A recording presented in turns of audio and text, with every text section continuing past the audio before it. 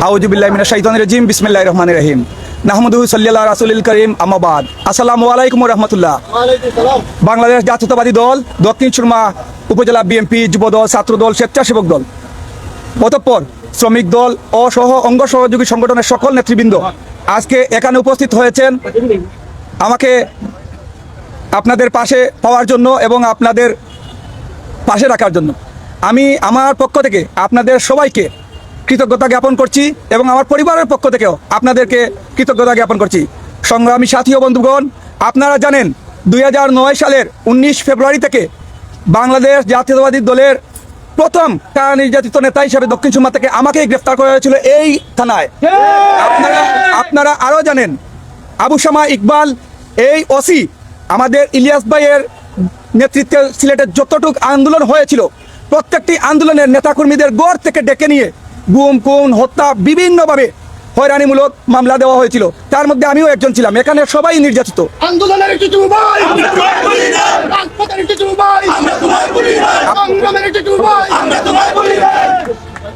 আপনারা আরো জানেন আমি 2009 সালের 19 ফেব্রুয়ারি থেকে 3 মাস 13 দিন কারাভোগ করে একটি চাঁদাবাজি অবৈধভাবে আমাকে ধরে নিয়ে একটি পেন্ডিং মামলা দিয়ে আমাকে হয়রানি করা হয়েছিল।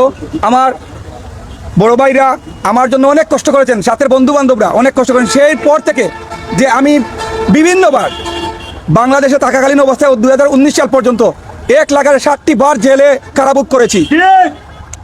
বিভিন্ন সময় হয়রানিমূলক মামলা আমার উপরে দেওয়া হয়েছে। আমার শাহরিয়ারও ছিল আমার জেলে, ফাহিমও ছিল, সহ আরও অনেক বড় ভাইরা আমি জেলে পেয়েছি, ছোটো ভাইরা বন্ধু বান্ধব।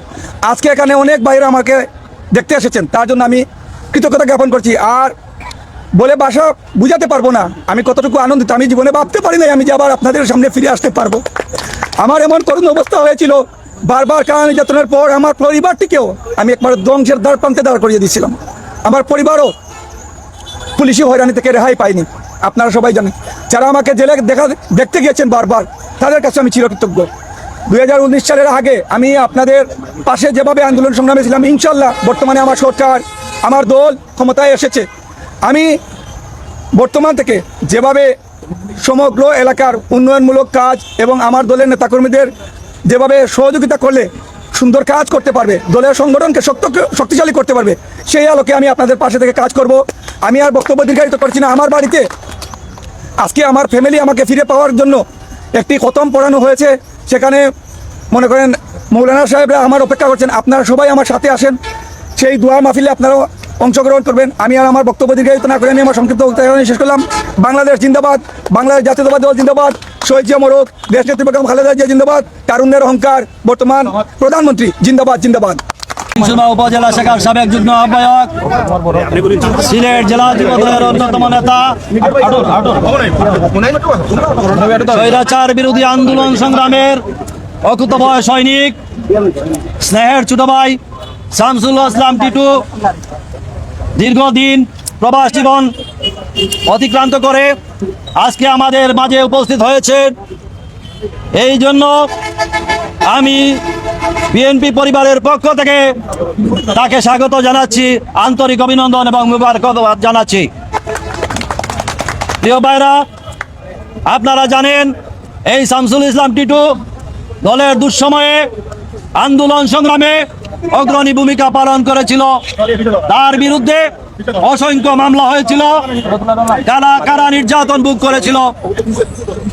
আজকে দলের দুঃসময় শেষে আজকে আমাদের প্রিয় দল বাংলাদেশের জনগণের সমর্থন নিয়ে সরকার গঠন করেছে। এই মুহূর্তে তার বাংলাদেশে আগমন, এই কারণে আমরা পুনরায় তাকে আন্তরিক অভিনন্দন এবং মুবারকবাদ জানাচ্ছি। আমরা আশা করি তার সুযোগ্য নেতৃত্বে এই দলের আগামীতে উন্নয়নমূলক কর্মকাণ্ড এবং দলকে সুসংগঠিত করার কাজে সে অগ্রণী ভূমিকা পালন করবে, সেই প্রত্যাশা ব্যক্ত করছে এবং সবাইকে ধন্যবাদ জানিয়ে আমার বক্তব্য শেষ করছি। কথা হবে।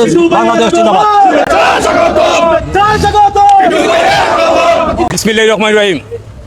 দুঃসময়ের রাজপথে লড়াকু যোদ্ধা জাতীয়তাবাদী যুব দলের সোনালী ফসল আমাদের সবার প্রিয় শামসুল ইসলাম টিটু দীর্ঘদিন পরে ইতালি থেকে স্বদেশ প্রত্যাবর্তন উপলক্ষে আজকের এই সম্বর্ধনা সভার সম্মানিত সভাপতি, আজকের এই সভায় উপস্থিত রয়েছেন সিলেট জেলা বিএনপির বিপ্লবী সহসভাপতি সাবেক যুবদল নেতা ইকবাল বাহার চৌধুরী সহ যুবদল, ছাত্রদল, স্বেচ্ছাসেবক দলের এবং বিএনপির বিভিন্ন পর্যায়ের নেতৃবৃন্দ এবং আমাদের প্রিয় শামসুল ইসলাম টিটু সহ সকলকে জানাই আমার ব্যক্তিগত পক্ষ থেকে ও জাতীয়তাবাদী স্বেচ্ছাসেবক দল কেন্দ্রীয় নির্বাহী কমিটির পক্ষ থেকে একগুচ্ছ রজনীগন্ধার শুভেচ্ছা ও বিপ্লবী অভিবাদন।